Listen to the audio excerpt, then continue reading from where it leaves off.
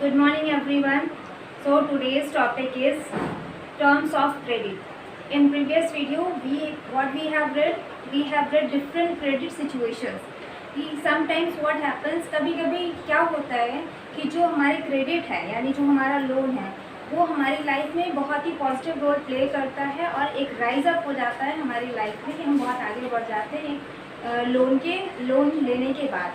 और sometimes what happens after taking that loan we are trapped into डेब्ट, कि हम उधार के जाल में, हम ऋण के जाल में फंसते जाते हैं. तो two different situation, credit situation we have already read. Now in today's topic we have to see what are the conditions, what are the terms of credit. Okay, so what is terms of credit. जब भी हम कोई loan लेते हैं, credit की बात करते हैं, credit that means loan in simple words.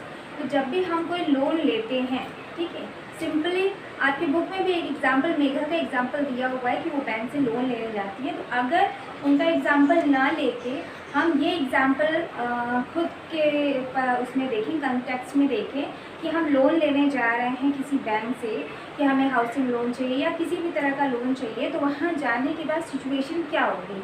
वहाँ जाने के बाद सबसे पहले तो ये डिसाइड होगा कि मुझे कितना लोन चाहिए मैं बताऊँगी, ठीक है. उसके बाद जो है जहाँ से मुझे लोन लेना है, पहली चीज़ ये है कि मुझे कितना लोन लेना है, what is the amount of loan, loan का अमाउंट क्या है.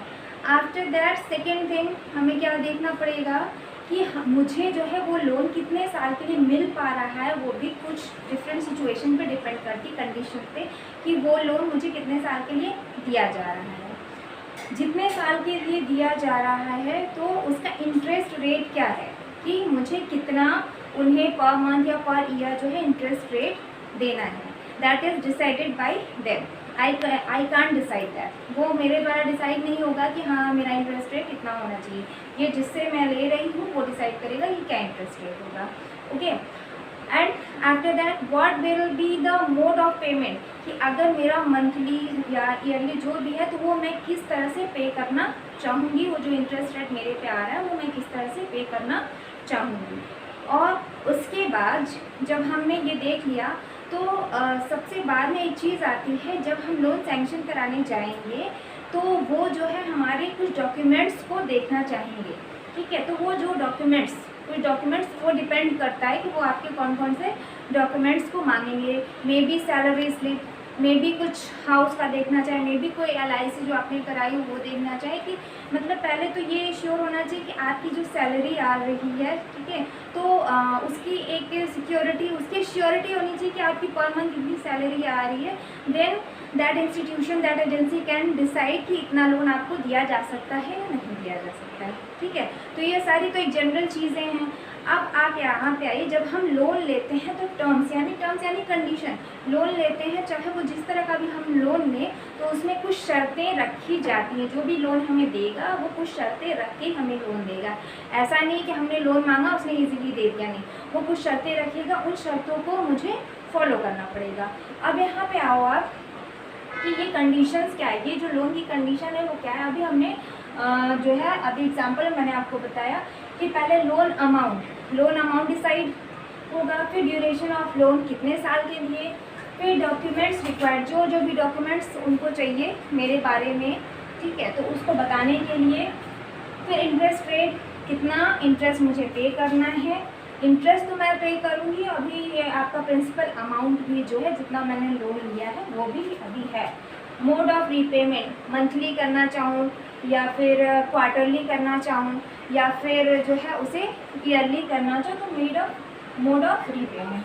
लास्टली आता है कोलैटरल. ये भी एक बहुत ज़्यादा इम्पॉर्टेंट चीज़ है, ठीक है. तो कोलैटरल, ये 6 पॉइंट्स जो आपको दिख रहे हैं यहाँ पे, ये सारे जो 6 पॉइंट्स हैं इनको मिला के हम कहते हैं टर्म्स ऑफ क्रेडिट. कि ये क्रेडिट की कंडीशंस है कि अगर हम कोई भी क्रेडिट लेते हैं, कोई भी लोन लेते हैं किसी भी तरीके से, तो इनमें से ये सारी चीज़ें जो है हमें फॉलो करनी होंगी. यही शर्तें हैं, इन शर्तों को फॉलो करके हमें लोन मिलेगा.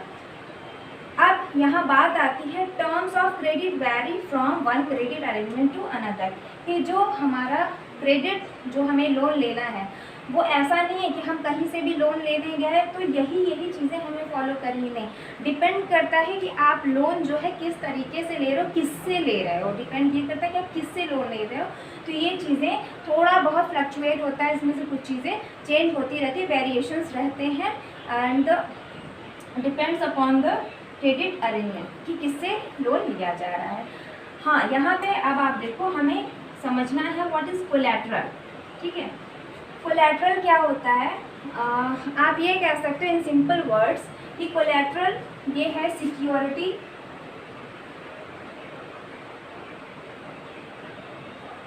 Against loan.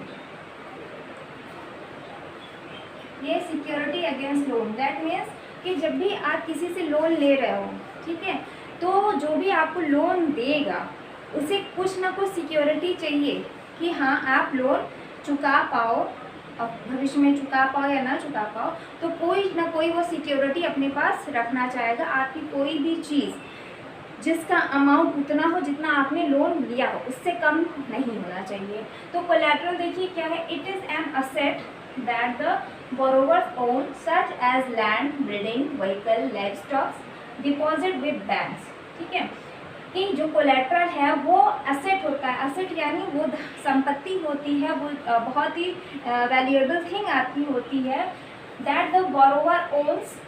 ठीक है, दैट द बोरोवर ओन्स यानी कि मुझे अगर लोन लेना है तो ये चीज़ें मेरी होनी चाहिए, ये चीज़ें मेरी हैं। ठीक है, और इन चीज़ों को एज अ सिक्योरिटी मैं कहाँ दूंगी? एज अ सिक्योरिटी मैं इन चीज़ों को, एज अ गारंटी मैं इन चीज़ों को वहाँ दूंगी जहाँ से मुझे लोन लेना है। मैं उस इंसान को एज अ सिक्योरिटी इनमें से जो भी चीज़ों की मालिकिन मैं हूँ, जो भी चीज़ें मेरे अधिकार में है, वो चीज़ें एज अ सिक्योरिटी मैं उस जो है लेंडर जो भी मुझे लोन दे रहा है उसे मैं दूंगी। And uses this as a guarantee to a lender until the loan is repaid. ठीक है, और इन सब चीज़ों का क्या किया जाता है? एक गारंटी के तौर पे इसे रखा जाता है जब तक कि लोन रीपे नहीं हो जाता।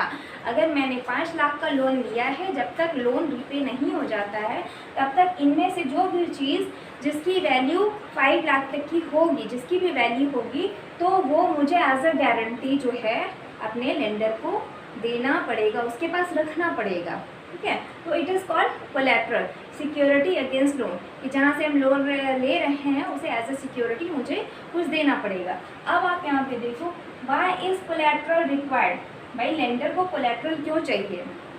ये बहुत बड़ा क्वेश्चन है कि लेंडर को कोलैटरल क्यों चाहिए। भाई हम उसे इंटरेस्ट रेट तो पे कर ही रहे हैं, जितना मैंने लोन लिया है इंटरेस्ट रेट हम उसे दे रहे हैं जितना उसने फिक्स किया है, तो उसे कोलैटरल क्यों चाहिए? कोलैटरल इसलिए चाहिए, ये सिक्योरिटी से इसलिए चाहिए कि future, okay, nobody knows about the future. हम फ्यूचर की गारंटी नहीं दे सकते कि हमने 5 लाख 10 लाख का जो लोन लिया है तो I will be able to repay. Okay, I have given all the promises, okay, all the documents, but it is uncertain। आप इस चीज़ की गारंटी तो नहीं दे सकते ना कि हाँ आप रीपे कर ही दोगे। ठीक, तो उस कंडीशन में ये जो सिक्योरिटी हमने रखी हुई है, अगर ऐसा होता है कि हम लोन रीपे नहीं कर पाए, ठीक है, उस कंडीशन में हमने जो भी सिक्योरिटी रखी है लेंडर के पास, तो लेंडर उसे सेल आउट करके वो जितने पैसे उन्होंने मुझे दिए थे वो अपना उससे एडजस्ट कर लेंगे। That is why this collateral is required. Okay, ये कोलैटरल ज़रूरी है। जो भी लेंडर जो मनी आपको दे रहा है उसके लिए कोलैटरल बहुत ज़रूरी है, ताकि वो भी बिल्कुल क्या उसे कहते हैं, बहुत ही सिक्योर रहे कि हाँ उसके जो पैसे हैं वो डूबे नहीं, उसके पैसे उसके पास हैं। आपकी जो भी सामान उसके पास गिरवी पड़ा है तो उसे वो, अगर आप पैसे नहीं भी चुका पाते हैं तो उसे वो कहीं ना कहीं सेल आउट करके, ठीक है, अपने पैसे वो निकाल लेगा। तभी ना, फिर कोई सिक्योरिटी होनी चाहिए, तभी तो कोई भी एजेंसी हो, कोई भी इंस्टीट्यूशन हो, कोई भी बंदा हो, कोई इंसान हो, फ्रेंड रिलेटिव कोई भी हो, तो एक सिक्योरिटी तो चाहिए होगी, तब वो हमें लोन दे सकता है। So this is all about the collateral and why it is required. It is required as a security purpose ठीक है। तो ये लेंडर की अपनी सिक्योरिटी के लिए कि उसके पैसे डूब नहीं रहे, उसके पास आपकी कोई चीज़ पड़ी हुई है, ठीक है, व्हीकल है, आपकी ज़मीन है, आपकी बिल्डिंग है। कभी कभी लोग LIC जो आपने कराई होती है, ठीक है, उसके भी पेपर्स रख लिए जाते हैं कि अगर आप नहीं कर पाओगे तो ये LIC का भी यूज़ कर लिया जाएगा। तो आपके पास जो कुछ भी पड़ा हो, जो भी उतने पैसे दे सके, तो उसे एज ए कोलेटरल यूज़ किया जा सकता है। अब आप देखो variety of credit loan arrangement, ठीक है। तो जो वेराइटी ऑफ क्रेडिट अरेंजमेंट्स हैं, ये आपकी बुक में डिफरेंट एग्जांपल्स इसके दिए हुए, there are so many different examples about variety of credit arrangement. When you read all the examples, okay, so you can categorize all the example into two categories. जब आप पूरे example को पढ़ोगे तब उन सारी एग्जाम्पल से आप कंक्लूजन पे आओगे कि they comes under two categories only, that is formal credit and informal credit. Okay, so what is formal credit? Credit या लोन, ठीक है, which we take from the banks और cooperatives, that means whatever is legally, तो that is bank और cooperative. जो bank और cooperative से हम लोन लेते हैं उसे हम फॉर्मल सेक्टर लोन कहते हैं. और जो इनफॉर्मल है वो क्या है? जो कि अक्सर आपके जो रूरल एरियाज़ हैं वहाँ पे देखने को मिलते हैं. ट्रेडर्स हैं, एम्प्लॉयर्स हैं, ट्रेडर से लिया जा रहा है, मनी लेंडर से लिया जाता है.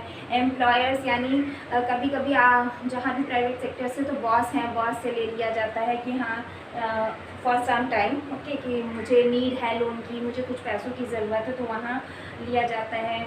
और मनी लेंडर से तो हमने पढ़ाई हुआ है. फ्रेंड्स एंड रिलेटिव से भी लिया जाता है. ये हमारी सोसाइटी का कल्चर भी है कि चलो थोड़े पैसे की ज़रूरत है तो फ्रेंड्स भी एडजस्ट कर सकते हैं उनसे, रिलेटिव्स भी आपके दे सकते हैं. आपके साथ जो काम करने वाले जो आपके कलीग्स हैं उनसे भी पैसे बोरो किए जा सकते हैं.